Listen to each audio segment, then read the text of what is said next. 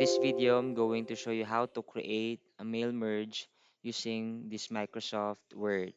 Now, first step, go to Mailings or the Mailings tab and then click Start Mail Merge and then click Letters.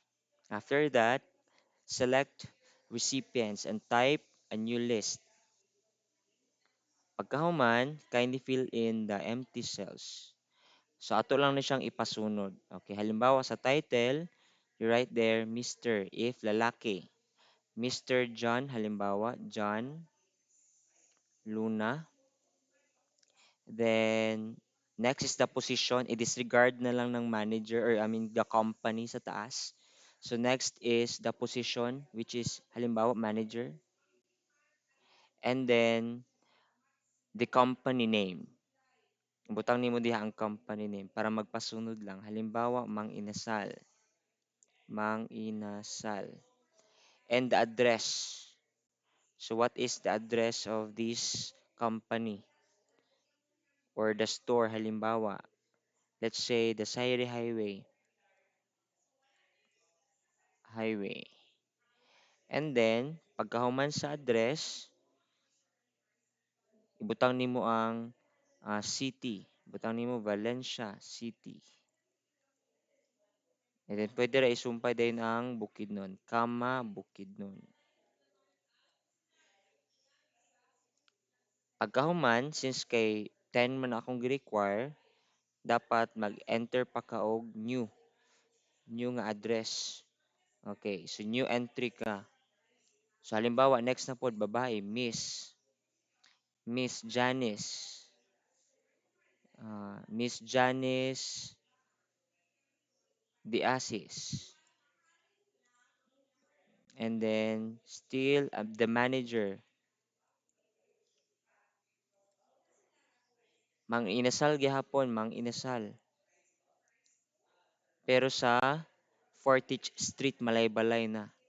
I-change na to ang address. Fortich Street, Malaybalay City. Malaybalay City. Kama, Bukidnon. Okay? And then, new entry na pod. Halimbawa, lalaki na pod. Mr. James Gamalo. The manager. And then, halimbawa, Jollibee na pod ta. Jollibee Corporation. Mm. Jollibee Corporation, ahadapit. Subutang nato, copy na lang sa Malaybalay pod. Fortich Street, Malaybalay City, Bukidnon. If na-complete na ang 10 ka address list, and then click OK. Kay kompleto na halimbawa imong 10. So click OK.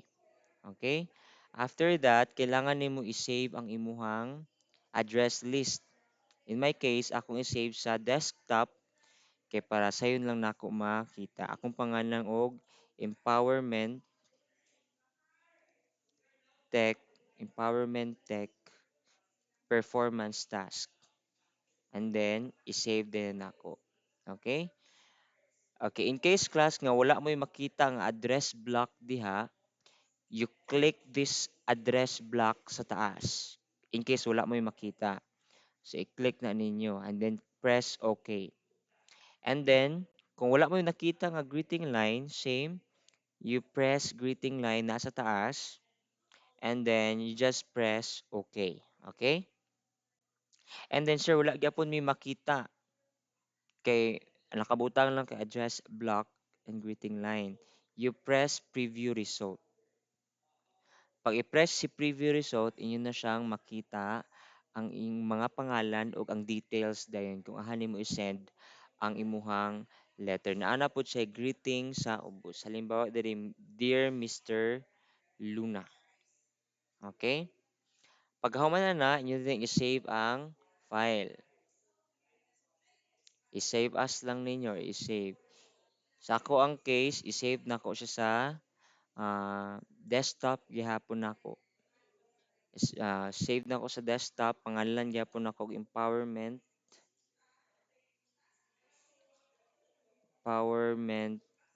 tech PT, and then save na ko. Okay.